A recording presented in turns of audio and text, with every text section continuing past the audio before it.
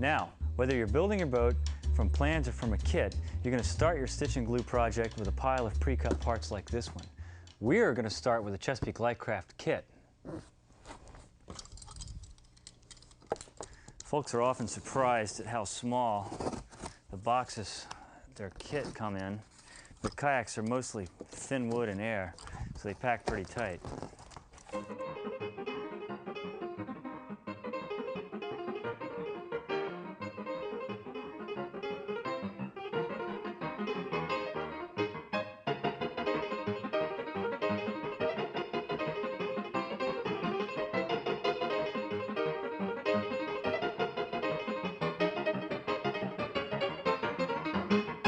The first thing you notice is this pile of parts doesn't bear the slightest resemblance to this boat. Fortunately, you can refer to the plans to help sort this mess out. Now, pay attention. The next few steps are critical. With the plans, I can identify these parts as side panels and these as bottom panels. Plywood only comes in 8-foot long sheets. We're going to need to piece these parts together to 16 feet to make a 16-foot long boat. Here's how we do it. To join the parts, boat builders use a special cut called a scarf joint. Scarf joints are like a weld in the wood.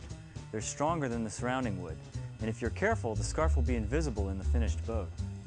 Scarves are easy to do at home with a sharp block plane. It's a simple taper cut in the plywood.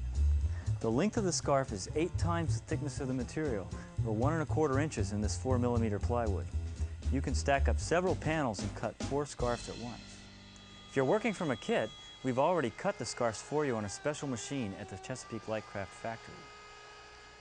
Gluing the panels together requires some care. Misaligned panels will give us a lot of trouble when it's time to assemble the boat. Now, you'll need a long, flat surface to glue your panels up on. You can do it on the floor easily enough, but for the sake of my back, I've made this temporary plywood table. See how I can move the panels at the scarves? You need to check the plans in a few spots to make sure the panels are aligned correctly. To do that, we use a string to represent the baseline on the plans. Clamp this at both ends.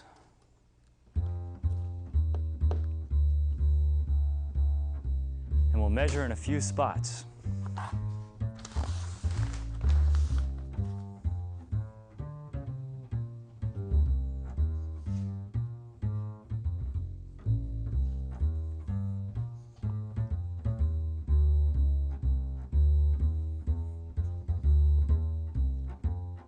If you don't get the alignment right, you may have a lot of trouble assembling the boat later, and then you might have to burn it.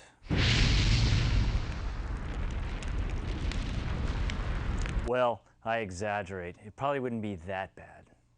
Anyway, now that we have our panels aligned, we need to make sure that they stay aligned. The simplest way is to drive some brads or small nails through the panels into your table or floor. See, they can't move. You notice I fastened both sides of the boat on top of one another. It's vitally important that the boat come out symmetrical. For this reason, we'll glue both sides together.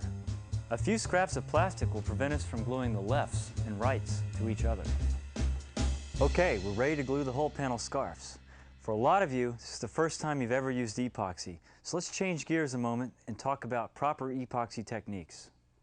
Epoxy is a 2-part adhesive consisting of a resin and a hardener. The epoxy we use at Chesapeake Lightcraft is dispensed at a ratio of 2 parts resin to 1 part hardener. These handy pumps, which we include in the kits, dispense the epoxy at the correct ratio.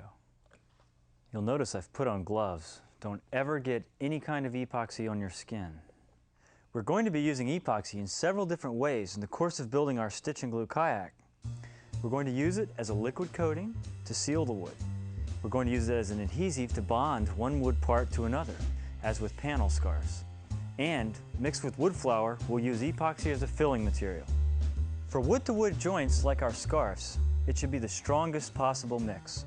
So I'm using Cabosil, a popular brand of silica powder, to thicken the epoxy. Silica is very dense. It's literally fine sand. The reason we're mixing it into the epoxy for scarves is so that the epoxy is thick and won't run out of the scarf joint when we clamp it. If you just use the resin and hardener alone, the joint might not have enough glue in it. It'd be weak. You'll notice how thoroughly I'm mixing the epoxy. 95% of problems with epoxy a result of not having mixed long enough. My general rule is to mix for 45 seconds for every pump of resin you dispense. That would be just over 2 minutes for these 4 pumps of resin. The idea is to make sure that every hardener molecule finds a resin molecule mate.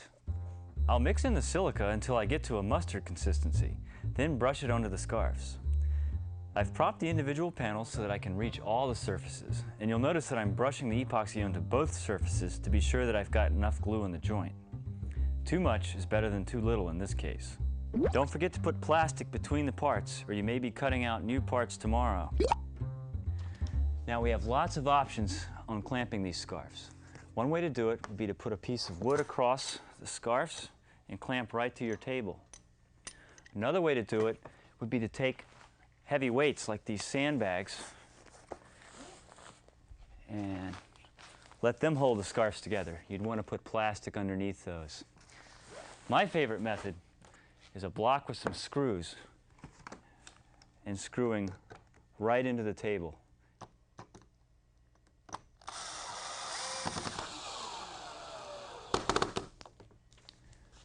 You can speed along the cure of this epoxy with a work light like this, which will gently heat the scarves overnight. You definitely need to give it at least 24 hours to cure, maybe longer. With 24 hours to kill, you can Whoa! Okay, the glue is dried for a day and I can take the clamps off. We want to be careful about moving the panels around for now because they're a little fragile till they're assembled into a boat. Now's a good time to sand these scarves smooth. It'll be hard to do later when the boat's assembled. Be careful not to sand too much. Don't forget to wear a mask when you're sanding.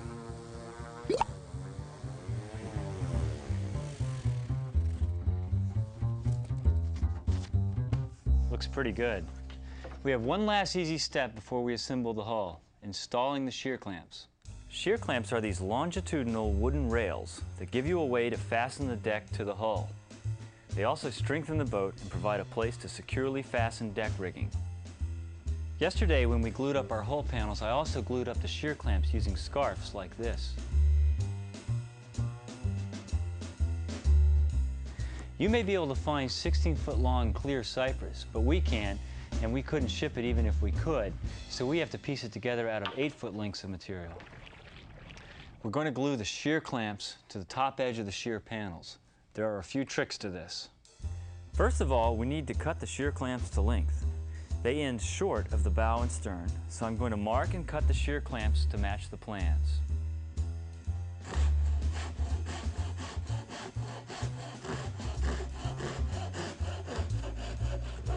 Now, to save time, we're going to glue both shear clamps onto the panels at once, like this.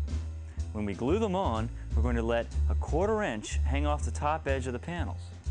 This gives us some material to plane later before we install the deck. We'll make a pencil line along the panels to help us maintain the 1/4 inch reveal. When you glue the shear clamps on back to back, you run a big risk of gluing your hull panels together. So I'm going to apply tape to the top edge of one shear panel. That'll keep them from sticking together. Here's the choreography for the next few steps. To spread the glue, clamp them together like this and spread a thick layer of epoxy mixed with silica. You'll recall that the silica is for clamped wood-to-wood joints. Hang the top edge of the shear panels off your work table and fasten the panels to the tabletop with a few brads, like this. Up till now, it's been easy to work alone, but now is a good time to introduce my colleague, Carrie, who's going to hold up the other end of the shear clamps while I get the clamps started at this end.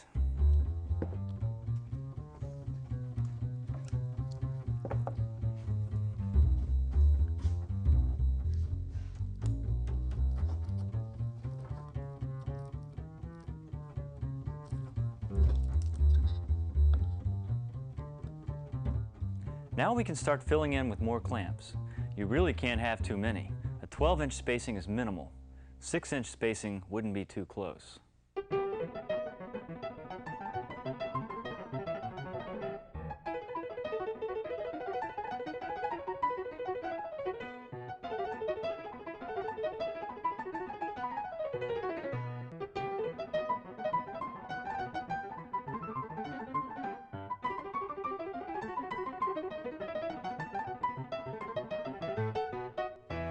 The shear clamps need to dry overnight.